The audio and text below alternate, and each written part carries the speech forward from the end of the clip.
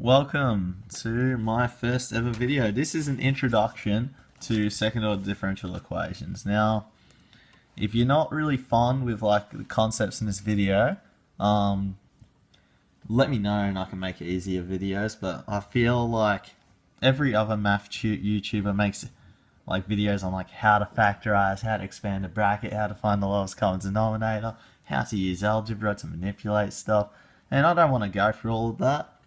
I want to upload the advanced stuff. I want to appeal to a niche audience, such as your type. If these videos help you, let me know. I don't know if I'm cut out for this. I just wanted to make videos because I want to consolidate my understanding and prove that I know what I'm talking about. So, obviously you don't really care about my life story. Let's get into this. So, second order differential equations. Now, they're of the form a d squared y over dx squared plus b, this is annoying, dy dx, I hate writing, plus cy is equal to 0. This is a second order non-homogeneous differential equation. Now, a is a constant, b is a constant, c is a constant. Now, what you do is, this should look familiar to you.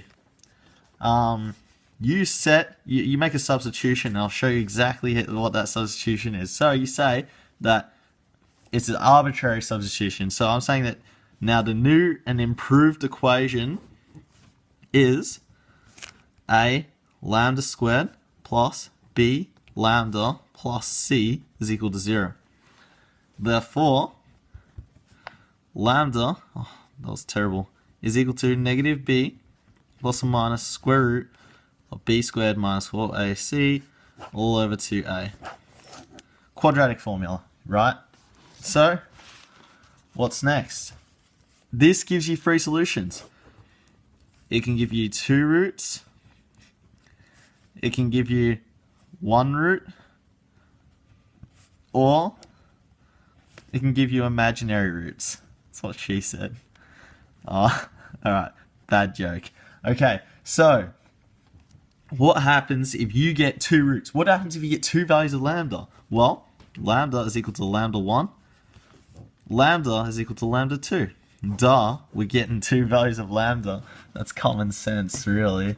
So what happens then if you get two values of lambda? Well, at the end of the day, when you're solving a differential equation, you're trying to solve for y. So y is equal to a e to the lambda 1x plus b e to the lambda 2x. That's your solution. Later on, when we get into harder examples to solve second order differential equations, you can actually solve for these constants.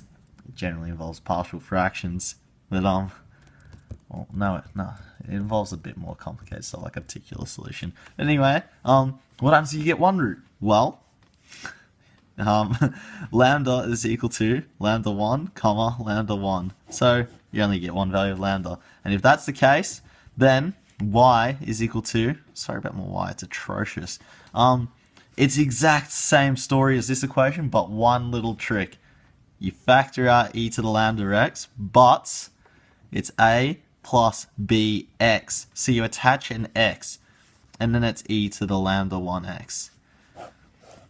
That's your solution. Now, what happens if you want to solve for an imaginary root? I'll just draw an arrow through here. So, if you get an imaginary root and your equation is of the form lambda is equal to alpha plus or minus beta I, then your equation, answer, will be of the form y is equal to e to the alpha x, a cosine of beta x plus b sine of beta x. So if you get if you get a complex root of lambda, that's your solution. In the next video, I will show an example. It's going to be easy, but it's going to get harder and harder and harder. I promise. Peace out.